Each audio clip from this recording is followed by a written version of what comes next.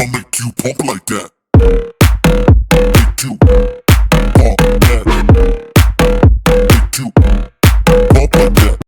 Hello, my friends. Welcome. Matt's Fit here. Just a little update on prep for you guys, and I'm going to talk a little bit today about traveling while on prep because I'm actually getting on a plane today. Here's our visitor again. Come on, mommy. Come on. Come on. You know you like to be on the YouTubes. Come on. You like to be on the YouTubes. You don't want to be on the YouTubes today? Okay. Mia's being shy today, but yes, so I already did check-ins earlier this week with coach. Weight has gone down to 117, which is a little ahead of the curve. From last prep around this time I was 120, so conditioning is coming in, leaning out. One of the things during this prep is that we don't want to overdo the cardio to keep my joints healthy. Struggling with hip arthritis, something that I've been struggling for the past 2 years. So I want to keep my joints healthy, and because I teach a lot of fitness classes also, I want to make sure I'm not rushing it. So nutrition needs to be on point. Those workouts need to be on point. I'm feeling good. I'm looking leaner also. The abs are in. What? So wanted to share it with you guys. What else about prep? Waistline's gone down to 24, maybe a little less than that. Practicing my vacuums almost every other day. Wearing my B waist trainer, which keeps it nice and tight.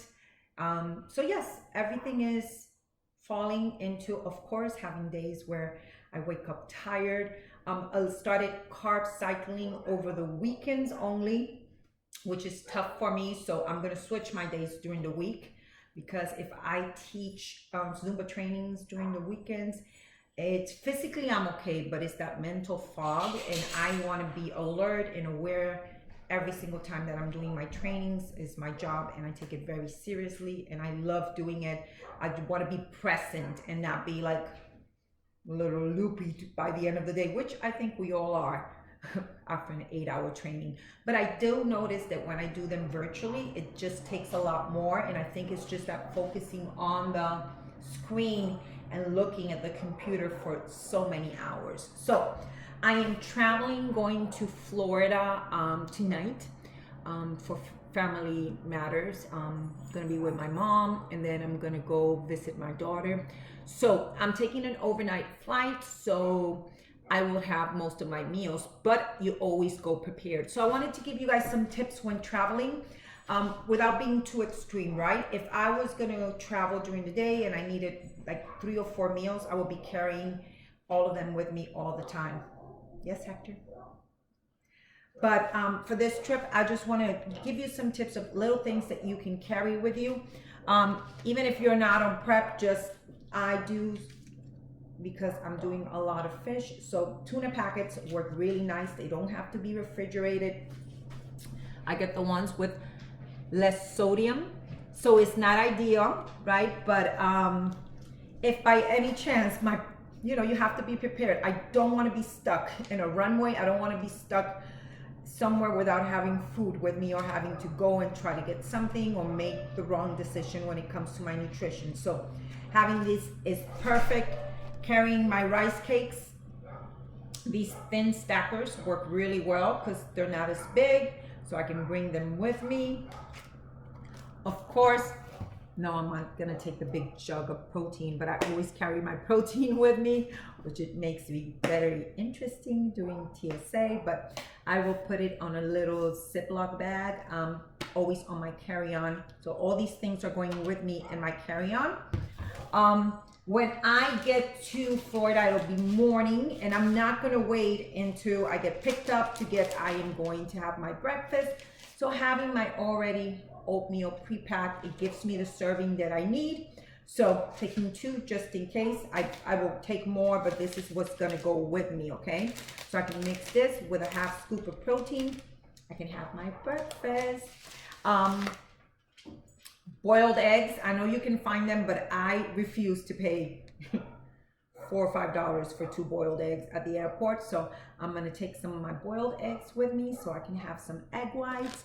And then I always take my veggies. I do enjoy having my veggies raw. Even though I cook them at home, I don't mind eating them like this. This is like a little crunch, right? So I will take my veggies with me also. These are just little things that you can do and just have them with you. They won't take a lot of space. El huevo. But I think the best piece of advice that I have to give all of my clients and friends that are on a fitness journey is that you need to prepare to succeed, right? So putting yourself in an uncomfortable situation where you're hungry, that's where you make the wrong decisions. You go buy some junk food, and then especially when you're traveling, if something doesn't sit well on your stomach, it's just not a nice experience. So make sure that you always drink plenty of water when you're traveling. I end up drinking a little more. Another tip that I do every time I travel, because especially during this time where I'm very lean, I retain water when I'm on the plane, so I wear compression socks. No matter if it's a 1-hour flight, and in this instance it's going to be the 5-hour flight from Seattle to Orlando. So wearing my compression socks, I noticed that it'll reduce the amount of swelling in my feet. And I am going to take also some melatonin. So after a few hours, since it's an overnight flight, I maybe can sleep a little on that flight. Those of you who travel for work, I noticed for the last 2 years, right, we ended up not traveling as much. So it used to be I would fall asleep like that on the plane. Now I have to like train myself again to do so. So that's the update, guys. Please make sure you subscribe, follow right now. Please do. And thank you for joining me on my journey. For any strength training classes or to join any of my online personal training, please message me right here. All the information is below. Cuídense.